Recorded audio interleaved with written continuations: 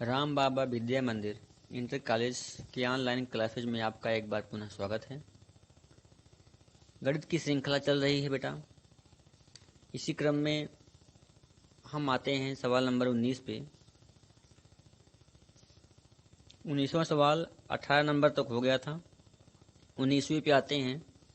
19वां सवाल इसमें ये है, सवाल को थोड़ा पढ़ना पड़ेगा, बड़ा सवाल है। किसी व्यापार संघ के पास 30,000 रुपयों का कोष है जिसे दो भिन्न भिन्न प्रकार के बांडों में निवेशित करना है। प्रथम बांड पर 5% वार्षिक तथा द्वितीय बांड पर 7% वार्षिक ब्याज प्राप्त होता है। आव्यूह के गुणन के प्रयोग द्वारा यह निर्धारित कीजिए कि 30,000 रुपयों के कोष को दो प्रकार के बांडों में निवेशित करने के लिए किस प्रकार बांटें जिससे व्यापार संघ को कुल वार्षिक ब्याज 1,800 और 2,000 रुपया प्राप्त हो। तो चलिए सवाल को हम लोग समझते हैं। यहाँ पे बेटा कुल रुपया जो है वो आपका 30,000 है। कुल रुपया 30,000 है और इस 30,000 को दो प्रकार के बांडों में हमें डिवाइड करना है। तो पहले बांड को हम मान लेते हैं कि वो यक्स है और दूसरा 30,000 माइनस यक्स है। जब पहले को यक्स मान लेंगे तो अगला बांड क्या होगा? अगला बांड 30,000 रुपये में से यक्स कम हो जाएगा, वो हो जाएगा आपका 30,000 माइनस यक्स हो जाएगा।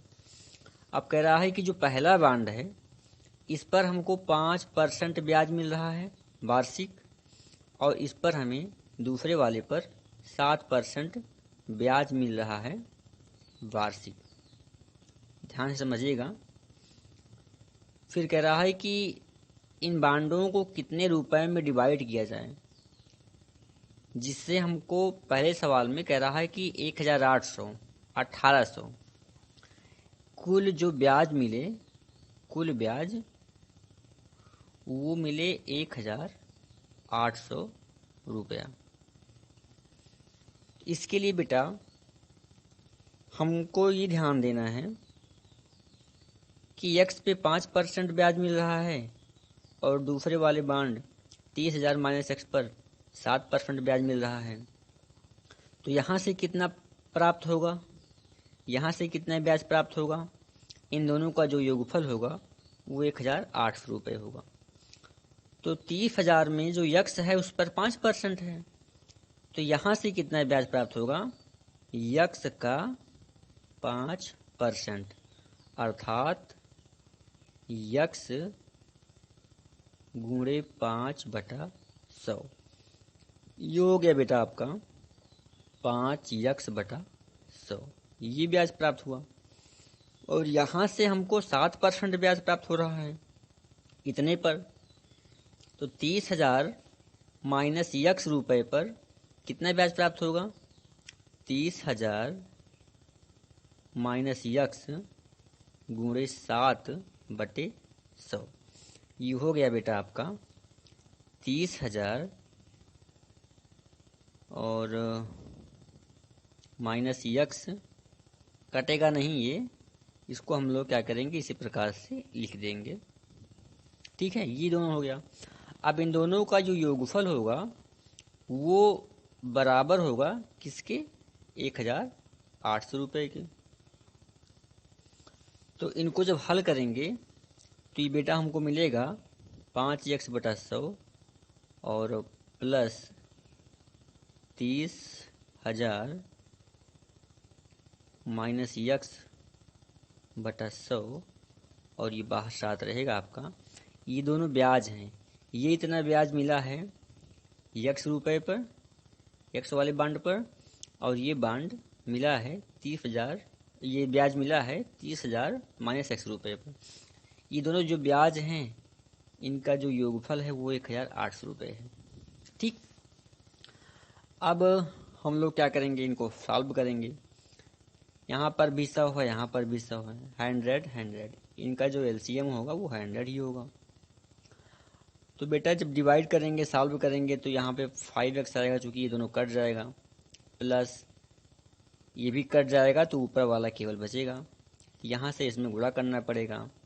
30,000 है ये 7 है, तो 7 से इसमें गुणा करेंगे, 7 तरीके 21 लिखेंगे, उसके बाद 1 2 3 4 4 शून्य इस प्रकार से बढ़ा देंगे, माइनस ये 7 गुणे x, ये 7 x हो जाएगा आपका। आगे देखते हैं, ये 1800 के इक्वल है, तो ये दोनों मिल करके माइनस 2x होगा, और प्लस 21 लिखने के बाद 1 2 3 4 1 2 3 4। इसको अगर पढ़ेंगे हम लोग तो इकाई, दहाई, सैकड़ा, हजार, 10,000, लाख। इकाई, दहाई, सैकड़ा, हजार, 10,000, लाख। 2,10,000 हुआ ये। और ये 100 नीचे है, उधर जाएगा तो गुणा हो जाएगा, तो 18 लिखने के बाद 1 2 3 4 1 2 3 4 हो गया आपका। इकाई, दहाई, सैकड़ा, हजार, 10,000, लाख, 1,80,000। तो माइनस 2x इक्वल टू हो जाएगा आपका, ये उधर जाएगा तो ये निगेटिव में होगा, और ये बड़ा है तो माइनस 21,000। 21 लिखने के बाद 1 2 3 4 2,10,000 में से, और ये प्लस में रहेगा 1,80,000। ठीक, घटाएंगे जब तो माइनस 2x इक्वल टू ये हो जाएगा आपका 1 2 3 4, ये शून्य तो इसे लिखा रहेगा 1 2 3 4, और ये आपका आएगा 3 आएगा, तो लेकिन निगेटिव में रहेगा क्योंकि ये बड़ा है बेटा। ठीक है, ये आ गया आपका 30,000। तो ये दोनों निगेटिव कैंसिल हो जाएगा, तो x की जो वैल्यू मिलेगी हमको वो मिलेगी 30,000 divide by 2, that is equal to 15,000। 15,000 x की वैल्यू हमको मिल गई 15,000। x की वैल्यू जो 15,000 मिल गई, अर्थात जो पहला बांड है वो कितने का होगा, 15,000 रुपये का होगा, और जो दूसरा बांड होगा वो 30,000 माइनस कर देंगे 15,000, तो ये बेटा आएगा 15,000। तो ये दोनों बांड कितने हो जाएंगे, 15,000 के हो जाएंगे। यही इसमें सॉल्व करना था, लेकिन ये सवाल ध्यान देना है, ये सवाल हमको आव्यूह के नियम से सॉल्व करना था। ये क्वेश्चन हमको आव्यूह के नियम से सॉल्व करना था। तो इसमें हम लोग क्या करेंगे, हम लोग एक आव्यूह बनाएंगे, और यहाँ पे लिखेंगे पहला बांड x रुपये का है, दूसरा बांड 30,000 माइनस x रुपये का है, इसको हम रो में लिखेंगे। ठीक है, और जो दूसरा बांड है, पहला बांड ये है, दूसरा बांड ये है।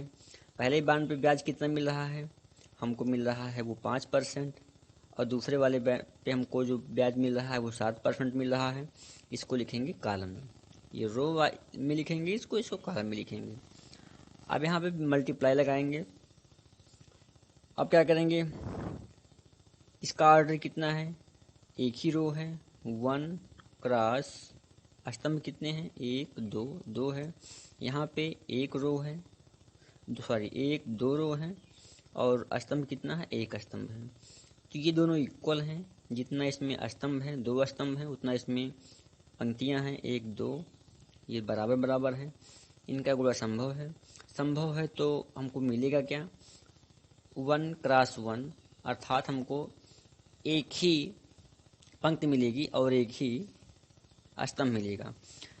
तो ये हो जाएगा बेटा आपका, इसका मल्टीप्लाई इसमें करेंगे तो x गुणे 5% प्लस 30,000 माइनस x गुणे 7%, ये हो गया। तो x गुणे 5% का मतलब क्या हो गया, x का 5%, तो x गुणे 5/100 प्लस 30,000 माइनस x गुणे 7/100, ये हमको ब्याज मिलेगा। और ये जो होगा ये इक्वल किसकी होगा, 1800 के इक्वल होगा, 1800 के इक्वल होगा, ये 1800 के इक्वल होगा। अब इसके बाद हमको इसे सॉल्व करना है। इस सॉल्व करने की प्रक्रिया को हम लोग पहले बता चुके हैं। ये रहा, सेम वही चीज़ है, आपको ये चीज़ मिला है, इसके नीचे सॉल्व करेंगे, हमको x की वैल्यू मिलेगी 15,000 और 30,000 माइनस 30,000 में से उसको घटाएंगे, हमको दूसरा बांड प्राप्त हो जाएगा। तो कुल मिला करके जो दोनों बांड होंगे सॉल्व करने पर हमको मिलेगा कितने कितने का, वो 15,000 का मिलेगा।